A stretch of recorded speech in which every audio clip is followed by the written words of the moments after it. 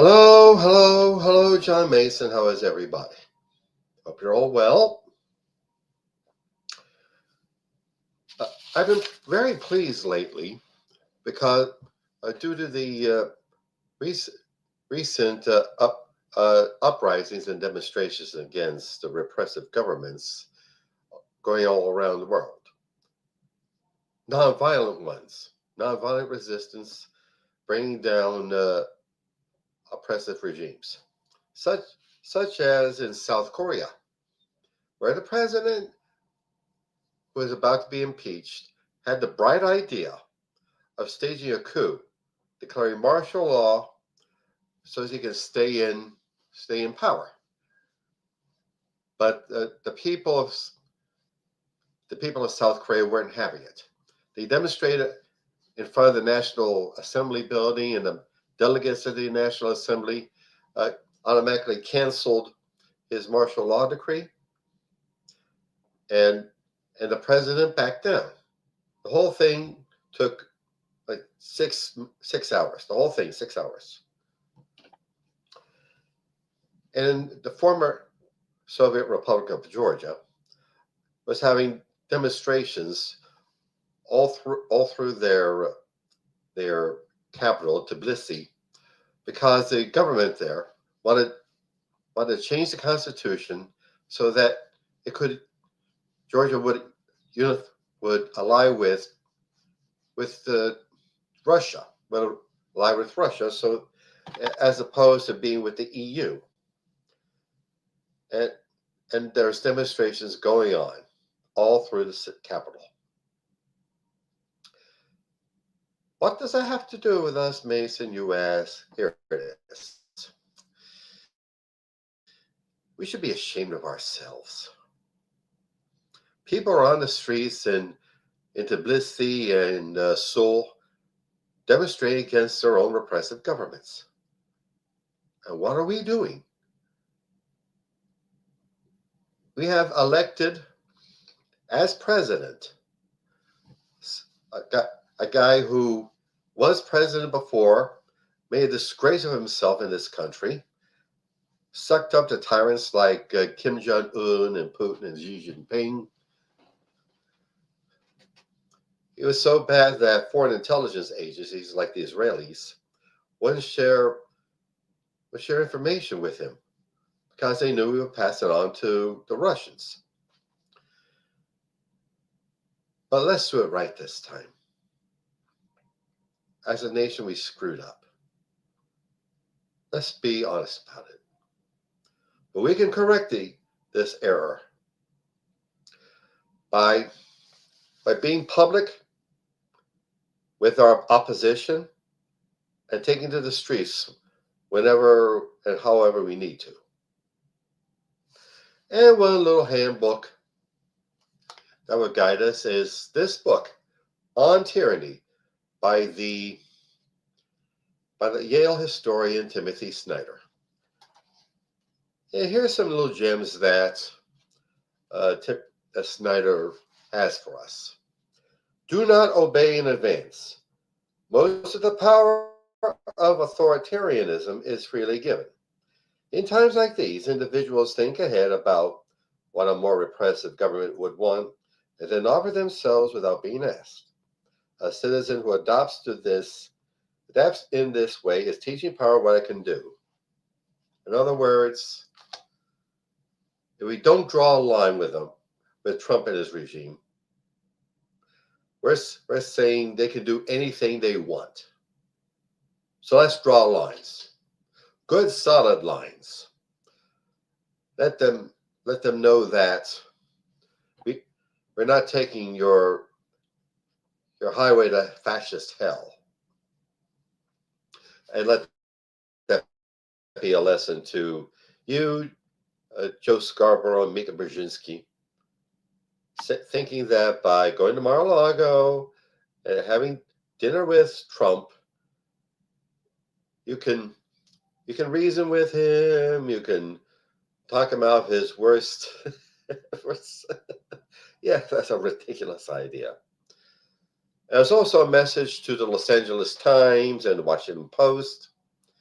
where their editorial boards voted to endorse Kamala Harris for president, but the publisher killed the idea.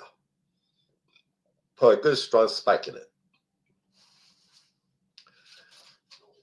Well, nobody's going to spike us, the American people.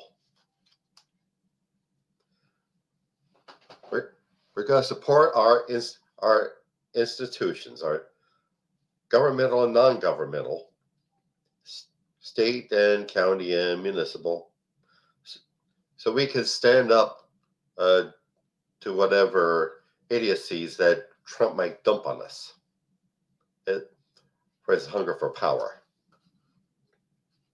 Okay. Remember professional ethics. This is chapter 5.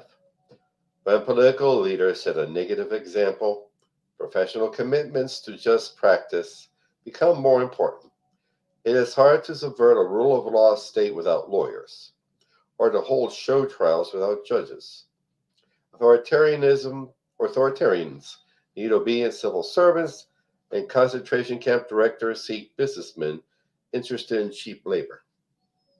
In other words, we ask you lawyers, you judges, you journalists, you medical professionals, don't cave in to Trump.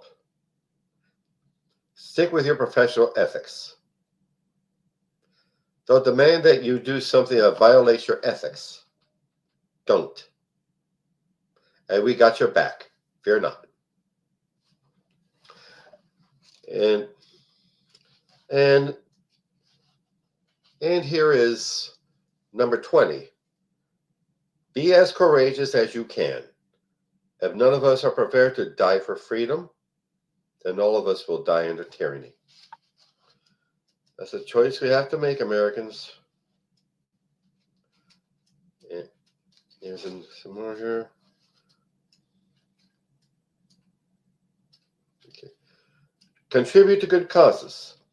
Be active in organizations, political or not, that express your own view of life. Pick a charity or two and set up autopay.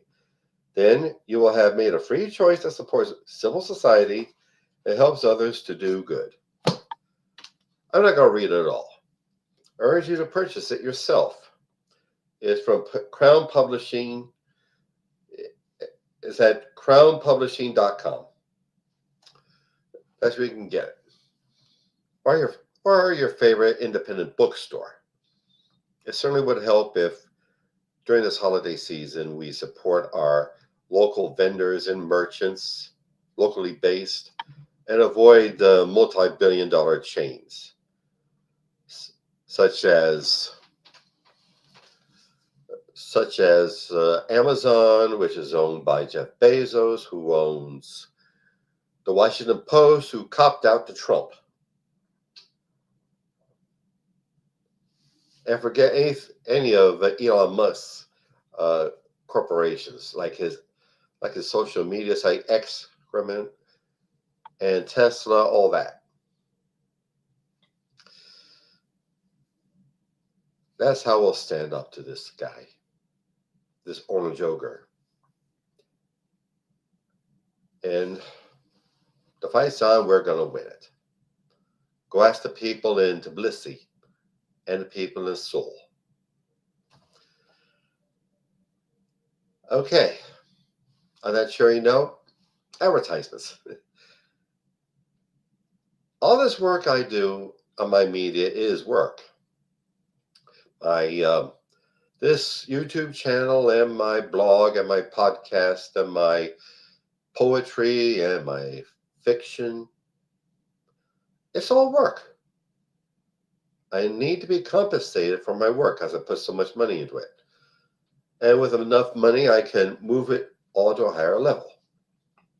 So please click on the website below, johnomason.com, and click either the PayPal button or the Buy Me a Coffee button. I would greatly appreciate it. Thanks. And also my novel, Soldier Up the Cross, is available on Amazon.com. It's the story of David Lucas, who as a young man in the early 60s is a drunk and a horror chaser and a school bully. He gets in trouble in the army. He comes out of it a born-again Christian. And all he wants to do is be a good, manly man for Jesus. A total fanatic, a total zealot. But how he goes about it leads him into catastrophe. Please pick it up. Soldier of the Cross on Amazon.com. Thanks. And also, Hemperific is a lovely little CBD product store located on Snyder Avenue, near 15th Street in South Philadelphia. There you'll find some of the finest cannabis-infused products. Gummies and candies and lip balm and flour and teas and hand sanitizer and dog treats. Dog treats, yeah. Look them up, please. HemperificLLC.com. And also, my career counselor and coach, Michelle Snow. Michelle is excellent in helping you develop your professional career or small business. Let you know what you're doing right, where you need work, and help you network with other up-and-coming entrepreneurs and professionals. Please look her up. GrowWithSnow.com. Thanks. Alrighty then. That's our mission, Americans. Do we choose to accept it? We owe it to the past generations of freedom fighters, the fighters of the Revolutionary War, the abolitionists, the suffragists, the soldiers of the Union Army who put down the Confederacy in the Civil War, the trailblazing Union activists who suffered terrible persecution just to organize workers for their own benefit, and the Civil Rights Movement, and the anti-war movement around Vietnam, and the feminist movement and the LGBTQ movement. We owe them, and we owe our future generations. We can do this, Americans. They did it in Georgia. They did it in South Korea. We can do it here. Thanks. Bye.